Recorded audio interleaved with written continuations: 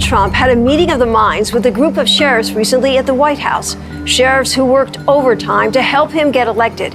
Among them, Sheriff Sam Page of North Carolina and Sheriff Tom Hodgson of Massachusetts, who told me they are more than willing to work with President Trump to advance his strategies to secure our country and protect our individual rights like the Second Amendment. Take a look. There's a new sheriff in town. His name's Donald Trump. We're not playing games.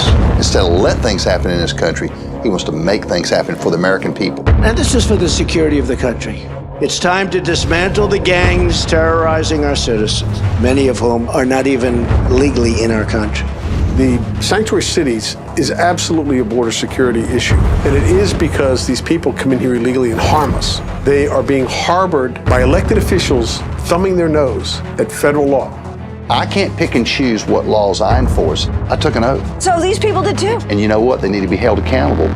We've ordered a crackdown on sanctuary cities that refuse to comply with federal law. That have resulted in so many needless deaths.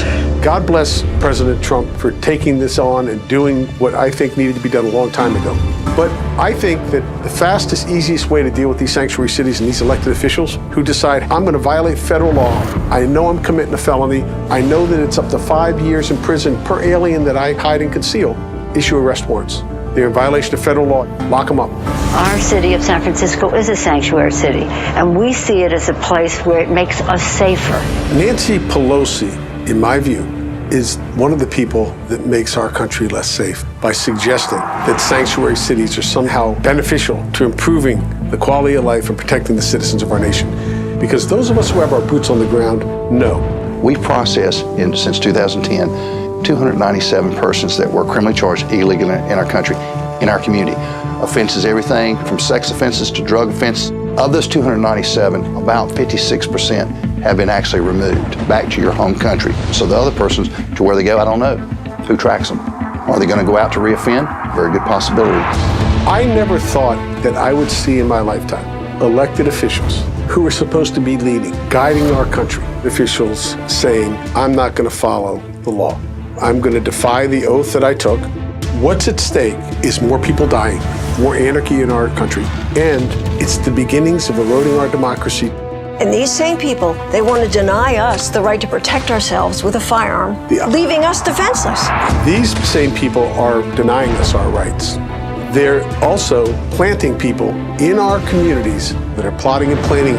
You are a prime target. We ought not to put our citizens and our legal residents at risk by saying you can't protect yourself when we know the threat is elevated to hurt them. So you actually think having national reciprocity would make communities, would make our country safer? No question about it. The national law should be that we get national reciprocity. The right to keep and bear arms shall not be infringed. How complex is that? Your constitutional protections don't drop off just when you cross the border of your state into another state. I've interviewed several people, law-abiding citizens, arrested and in jail because they weren't able to carry their gun across state lines. We can't have the confusion around this. This patchwork of laws, the Constitution's clear. People should have a right to protect themselves no matter where they are in the United States. Congressman Hudson on Capitol Hill leading the charge. He's introduced a national reciprocity bill. What do you think the chances are we're gonna finally get it? I think they're very good.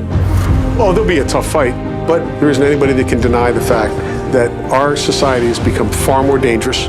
Get engaged, get involved. Don't be shy. Contact your representatives. If we stand united and we stand up for our rights, it will get to the White House. Protecting that freedom is imperative, absolutely imperative. President Trump gets it, and this is a man who is hyper-focused on the end game. He's the guy to do it. What is going on in Chicago?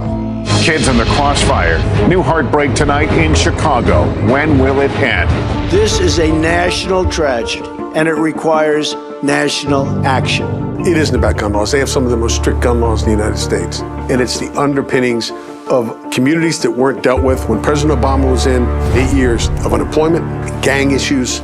If you identify a person or a convicted felon of possession of firearms, they need to be prosecuted through our federal system. I mean, criminal is criminal. But they're feeling emboldened and empowered. You have people protesting in the streets, raise hell, destroy businesses. It's a war zone. They don't fear the police. They will shoot the police. Everybody needs to know what these officers are dealing with out there on a daily basis. You have no idea how it's changed in the last 4 years. This is a senseless tragedy that did not need to be.